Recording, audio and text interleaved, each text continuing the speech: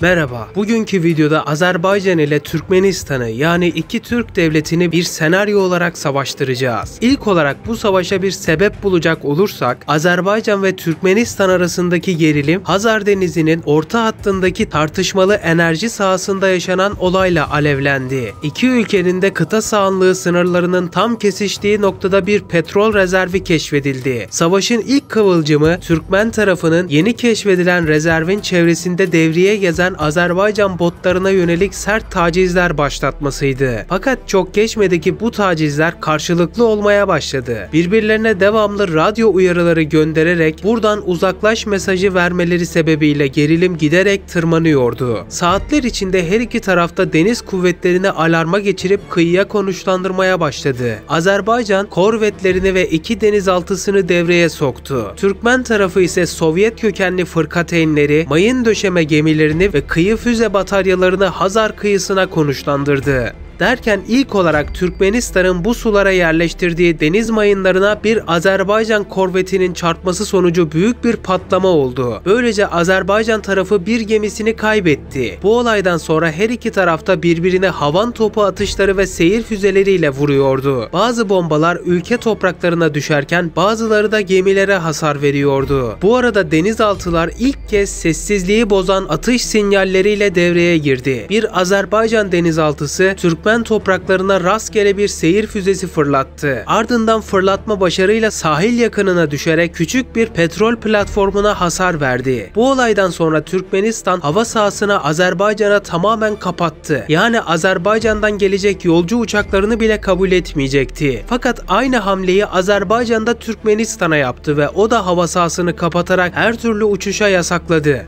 Bu sırada çok geçmeyecekti ki her iki ülkede savaş uçaklarını Hazar Denizi'ndeki cephe hattına sevk etti. İlk hava çatışmalarında Azerbaycan taarruz uçaklarıyla Türkmen kıyı savunma sistemlerini vurma hedefiyle geliyordu. Fakat Türkmenistan'ın hava savunması, kıyı radarları ve taşınabilir hava savunma füzeleriyle karşılık verdi ki böylece bir Azeri avcı uçağı düştü, pilotu ise yakalandı ve Türkmen hapishanesine gönderildi. Bu olay kamuoyunda infial yaratmıştı ve savaşın kara çatışmasına dönüşeceğinin de sinyallerini veriyordu. İlk olarak Azerbaycan askeri ordusuna savaşa hazır olun emrini verdikten sonra çıkartma gemilerine ilk etapta 10.000 civarında askerini doldurdu ve bu gemiyi koruyan 3 savaş gemisiyle beraber Türkmen kıyılarına doğru ilerlemeye başladı. Karaboğaz Gölü'ne doğru gelen Azerbaycan birliklerine karşı Türkmenistan bazı uçaklarını gönderse de Azerbaycan gemilerinde bulunan hava savunma sistemleri sayesinde bunlar yaklaştırılmadı. Derken Azerbaycan Karaboğaz Gölü kıyılarına askeri çıkartmasını gerçekleştirdi. Burada yer alan limanları hemen kontrolü altına geçiren Azerbaycan hiç beklemediği bir durumla karşılaştı. Türkmenistan aniden buraya askerlerini gönderdi ve çatışmalar başladı. Türkmen tarafının bu hiç beklenmeyen ani saldırısı başarılı bir hamleydi. Belli bir süre sonra Türkmen ordusu Azerbaycan ordusuna orta derecede bir kayıp verdirdi. Azerbaycan askerleri tam geri çekilmek üzereydi ki bu arada Azerbaycan buraya ülkesinden daha fazla ordu desteği gönderdi. Bu sayede bölgede tekrar güç kazanan Azerbaycan kısa sürede ilerleyiş gösterip gölün bütün çevresini kuşatarak hakimiyeti altına geçirdi. Fakat bu arada müttefiklerin de müdahaleleri gecikmeyecekti. Bölgesel aktörlerin de arasında bulunan Türkiye, İran, Rusya ve ABD gibi ülkeler diplomasi masasında barış yapılması çağrısı yapıyordu. Fakat bu devletlerin birçoğu ticarete önem veriyordu. Yani ABD ve Rusya masa altından her iki ülkeye de silah lazım mı diye sormaktan çekinmiyordu.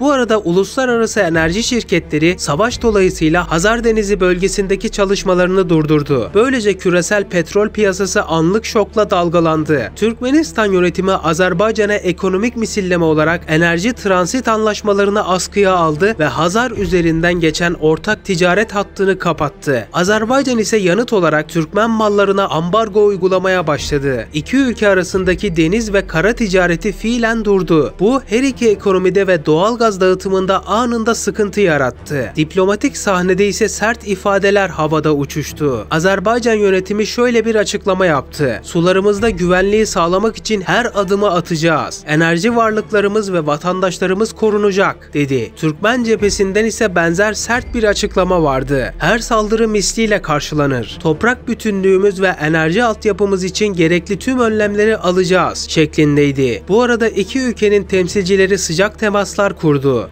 Öğle saatlerinde acil bir telefon görüşmesi sırasında Türkmenistan şunları söyledi. Bunlar barışçıl çözümler gerektiren meselelerdir. Ama sınırları ve egemenliğimizi korumakta kararlıyız. Azerbaycan ise cevaben enerji sahalarımız ve deniz yollarımız üzerinde üçüncü tarafların oyunlarına izin vermeyeceğiz diye yanıt verdi. Bu telefon görüşmesi gerilimi bir nebze düşürse de çatışmalar durmadı. Bu arada Azerbaycan'ın Karaboğaz Gölü ve çevresini kazanmasından sonra Türkmen tarafı toparlanmakta gecikmedi. Türkmen mekanize Tugay'ı hızla ilhak edilen topraklara kaydırıldı. Ağır topçu ve çok namlulu roket atar sistemleri Azerbaycan'ın Karaboğaz Göl çevresindeki mevzilerine yoğun bir ateş yağdırdı. Gün boyunca süren bu bombardımanda Azerbaycan'ın ilerleme hattında bulunan birkaç yer ağır hasar aldı ve Azeri birlikleri gölün doğu kıyılarından geri çekilmek zorunda kaldı. Ardından Türkmen birliklerinin gelmesiyle bu bölgeyi tekrardan geri kurtardılar. Bu sırada Hazar Denizi'nde deniz üstünlüğü için mücadele kızışıyordu.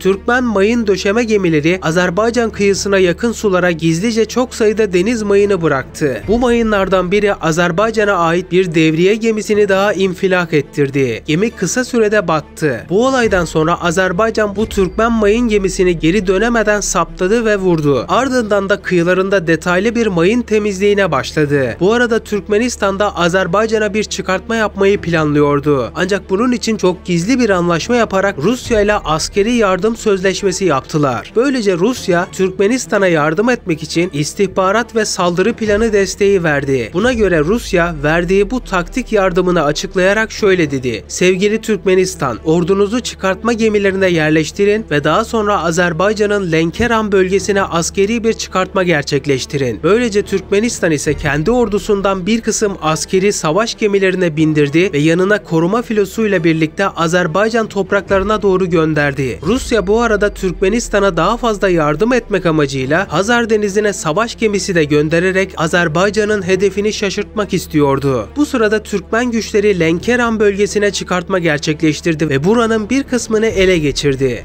Azerbaycan ise hemen müdahale için ekstra asker göndermek zorunda kaldı ve karasal çatışmalar bu bölgede de başlamış oldu. Havada üstünlük mücadelesi ise daha büyük bir sorun haline geliyordu. Azerbaycan modernize edilmiş avcı uçaklarını devreye sokarak Türkmenistan topraklarına direkt olarak saldırı uçuşları gerçekleştirdi. Türkmen hava savunmaları Azerbaycan'a ait 2 saldırı uçağını düşürdü. Bu kayıplar Bakü'de halkın moralini bozdu. Fakat savaş genişledikçe müttefikler daha görünür bir şekilde sahneye çıktı. Türkiye, Azerbaycan'a destek vererek diplomasi arenasında açıkça yanında yer aldı. Azerbaycan'ın güvenliği tüm bölgenin güvenliğidir açıklaması yaptı. Öte yandan İran, Türkmen tarafına sempatiyle yaklaşarak taraflara denge çağrısında bulundu. Ancak sahada Türkmenlere istihbarat sağladığına dair iddialar dolaşmaya başladı. Rusya ise zaten açıktan Türkmenistan'a destek veriyordu. Bu arada kara harekatında Azerbaycan yeni bir plan uygulamaya koydu. Stratejik bir liman kenti olan Türkmenbaşı şehrine doğru ilerlemeyi denedi. Bu harekat sürpriz etkisi yarattı ve hiç olmadığı kadar kısa sürede Türkmenbaşı kentini ele geçirmeyi başardılar. Artık burası da Azerbaycan'ın hakimiyeti altına girmişti. Bu sırada diplomasi masasında sert sözler söylendi. Türkmenistan bir açıklamada bulundu. Hiçbir güç Türkmen halkını topraklarından edemez. Azerbaycan'ın saldırıları başarısız kalacak. Hazar bizimdir, topraklarımız bizimdir. Buna karşılık Azerbaycan aynı gün yaptığı açıklamada şöyle dedi: "Türkmenistan kardeşlik bağlarımızı unutup savaş yolunu seçmiştir. Ancak bilsinler ki Azerbaycan ordusu ulusal çıkarlarımızı ve enerji hatlarımızı korumak için sonuna kadar direnecektir," dedi. Fakat bu arada Türkmenistan'ın Azerbaycan'a yönelik kara harekatında da ilerleme vardı. Türkmenistan bölgeye yaptığı ekstra ordu takviyesiyle Lenkeran bölgesini tamamen ele geçirip hakimiyeti altına geçirdi.